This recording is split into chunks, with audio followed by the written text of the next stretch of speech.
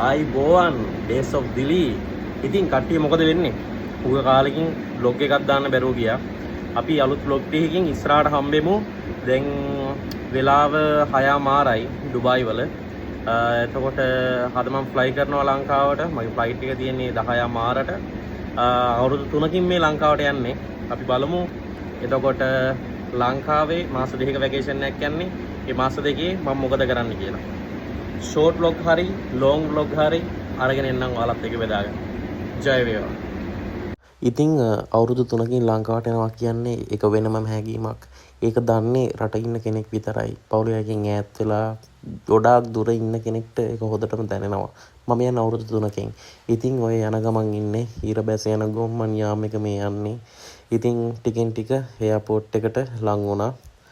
ඉතින් ඔන්න ඔහම එයාපෝට් එකට ඇවිල්ලා මම මුලින්ම කරේ මගේ බැගේජ් දෙක රැපින් කරගත්තු එක. ඉතින් මේක මම හිතුණා සේෆ් කියලා එකයි. එතකොට මම ෆ්ලයි කරන්නේ එයාර්බී එකේ ඔය එයාර්බී කවුන්ටරේ. ඉතින් පොඩි බඩගින්නකුත් ආවා. මැක්ඩොනල්ඩ් එකකින් බර්ගර් එකක් කෑවා. පොඩි බඩගින්නට පොඩි බර්ගර් එකක්. ඉතින් අපි බස් එකේ තමයි එකයි යන්නේ ෆ්ලයිට් එක ළඟට.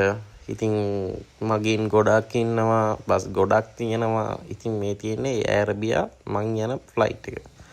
ඉතින් හිමීට බෑග් ටිකත් අරගෙන ඔන්න ඔහම ෆ්ලයිට් එකට ගොඩ වුණා. ඉතින් මේ තියෙන්නේ ෆ්ලයිට් එකේ ඇතුළ. ලස්සනයි නේද?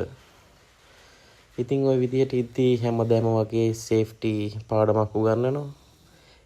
ඉතින් සහජවලින් ෆ්ලයිට් එක පිටත් වෙලා අජ්මාන් හසෝඩින් අපි මේ යන්නේ.